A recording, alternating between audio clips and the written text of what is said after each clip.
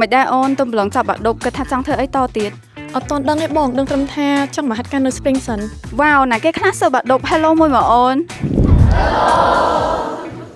ឬថាថ្ងៃហ្នឹងមានបងប្អូនទៅចប់ទី12មកហាត់ការនៅ Spring ច្រើនមែនតើអញ្ចឹងខ្ញុំនឹងមកសភាគាត់ថាគាត់មានគម្រោងធ្វើអីខ្លះ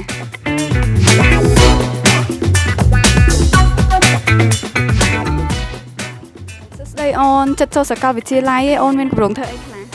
សម្រាប់ខ្ញុំចង់ improve ភាសាអង់គ្លេសរបស់ខ្ញុំឲ្យល្អសិនបងបន្ទាប់មកខ្ញុំជ្រើសរើសជំនាញដែលខ្ញុំស្រឡាញ់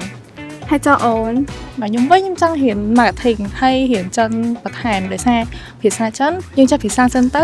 ងាយស្រួលការងារធ្វើជាខ្ញុំចង់រៀន cosmetic science បងសម្រាប់ខ្ញុំចង់ទៅបន្តការសិក្សានៅក្រៅប្រទេសចឹងទៅខ្ញុំចង់រៀនលើភាសាអង់គ្លេសបងហើយបើមានឱកាសខ្ញុំក៏ចង់រៀនភាសាចិនដែរបងខ្ញុំគិតថារៀនភាសាបន្ថែមទៀតទៅលើដែលភាសាយើងចេះហើយចឹងទៅយើងអាចមានឱកាសការងារច្រើនមានឱកាស scholarship អាចទៅរៀននៅស្រុកក្រៅបានស្រួលទំនាក់ទំនងជាមួយអ្នកជុំវិញខ្លួនហើយនឹងស្រួលទៅចេញទៅក្រៅប្រទេសបងបើខ្ញុំចង់រៀនវិស្វកម្មគីមីពេលរៀនភាសាបន្ថែមទៅវាជួយឲ្យយើងឱកាសការងារបានល្អជាងមុនយើងអាច make connection ជាមួយជនបរទេសបានជាងមុនឲ្យស្គាល់វប្បធម៌ហើយឲ្យប្រាក់ចំណូលបានច្រើនជាងមុនខ្ញុំចង់រៀនជំនាញខាងវិស្វកម្មគីមីការរៀនភាសាបន្ថែមពីលើភាសាកំណើតវាជួយឲ្យយើងមានទំនាក់ទំនងល្អជាមួយមនុស្សច្រើនជាងមុនអាចរៀនអ្វីៗពីគេបានច្រើនជាងមុន